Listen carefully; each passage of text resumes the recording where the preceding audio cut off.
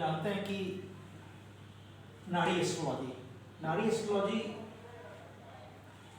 Combination पे काम करता है। For every event there is a combination. So today the topic I have taken is marriage.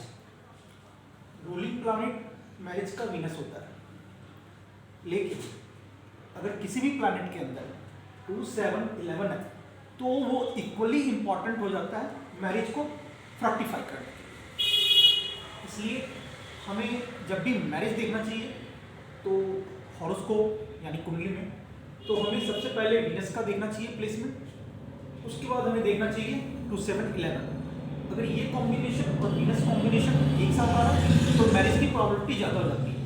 अगर Venus नहीं है, सपोज ये जुपिटर में है, राहु में है, केतु में है या सैटर्न में या किसी भी प्लैनेट में, जो प्लैनेट्स हमारे पास अवेलेबल है, सो अगर उन सब में 2, 7, 11 है तो वो मैरिज हैपन करवा सकते हैं, मैरिज कैन हैपन। लेकिन अगर वीनस के अंदर 2, 7, 11 है तो there is a thick possibility, तब फिर वो पॉसिबिलिटी बहुत ज़्यादा स्ट्रांग हो जाती है। अगर सिर्फ वीनस है और मान लो 2, 7 है कॉम्बिनेशन में, 7, 11 है कॉम्बिनेशन में, 2, 11 है कॉम्बिनेशन में, तो भी चांस होता है कि मैरिज कैन हैपन। लेकिन अगर किसी दूसरे प्लैनेट में 2, 7, 11 है तो मैरिज होना ही है। लेकिन 2, 7 है, 2, 11 है, 7, 11 है तो ये मैंने अपने एक्सपीरियंस में देखा है कि तब भी विवाह होती है। और दशा आपको ये भी देखना पड़ेगा कि किस कंट्री या किस एरिया के बारे में विवाह की बात कर रहे हैं। अगर आप इंडिया की बात कर रहे हैं तो almost every person gets married, है ना। लेकिन उसमें ज़्यादा समय और जल्दी होना, विवाह जल्दी होना और लेट से होना, ये 2 चीज़ें आती हैं।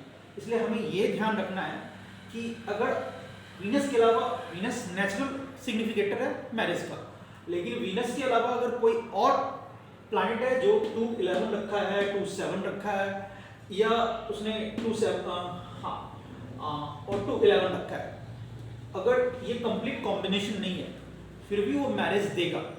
फिर हमें वो देखना पड़ता है न्यूमरोलॉजी से। न्यूमरोलॉजी और वो प्लैनेट जब जिस समय वो न्यूमरोलॉजी इंडिकेट करेगी कि मैरिज होना है तो ये कॉम्बिनेशन एक्टिव हो जाता है। Thank you so much.